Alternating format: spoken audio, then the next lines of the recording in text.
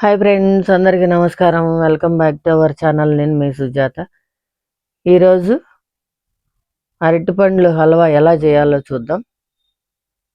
ఇది ఎంతో టేస్టీగా ఉంటుంది, చాలా బాగుంటుంది. దీనికోసం అయితే నేను చుక్క అరటిపండ్లు తీసుకున్నాను. చూడండి ఎంత బాగా చుక్కలు పడ్డాయో. చాలా చాలా టేస్టీగా ఉంటాయి ఇవి. ఇలా మాగిన తర్వాత హల్వా చేసుకుంటే సూపర్ టేస్ట్ ఉంటుంది. అందుకే చుక్క అరటిపండ్లు తీసుకున్నా నేను. ఇప్పుడు వీడియోలో చూపించిన విధంగా అన్నిటినీ తోలు తీసుకొని ఇలా పక్కన పెట్టుకోవాలి.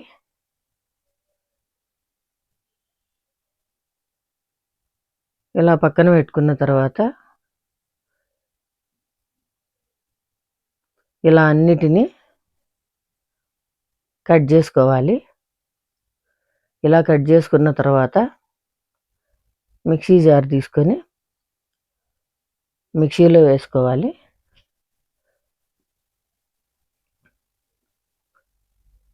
ఇలా మెత్తగా గ్రైండ్ చేసుకోవాలి.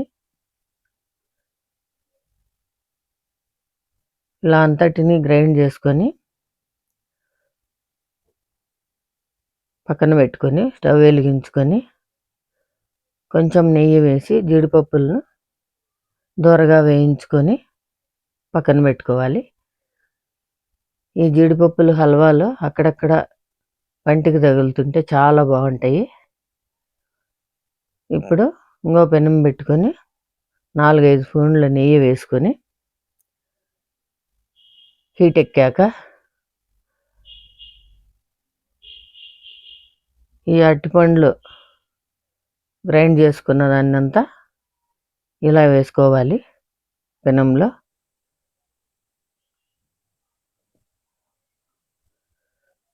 ఇప్పుడు ఇలా కలుపుకుంటే బాగా దగ్గర పడుతుంది.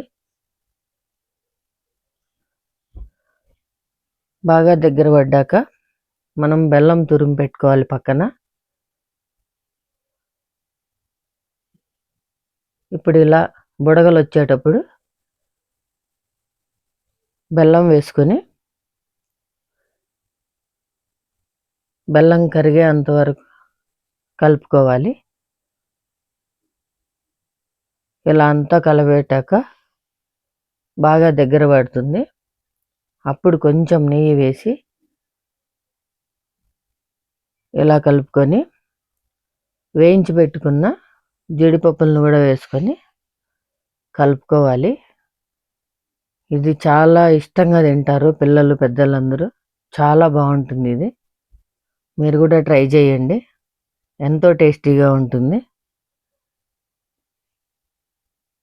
ఇప్పుడు ఇలా గిన్నెలోకి వేసుకొని గిన్నెకి నెయ్యి వేసుకొని గిన్నెలో వేసుకోవాలి.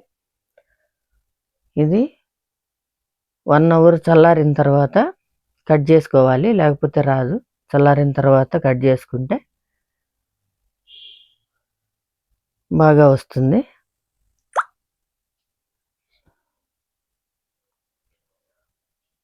చూడండి ఫ్రెండ్స్, ఎంత బాగుందో. చాలా చాలా టేస్టీగా ఉంటుంది ఇది. ఇప్పుడు కత్తి తీసుకొని మనకు కావాల్సిన సైజులో కట్ చేసుకోవాలి.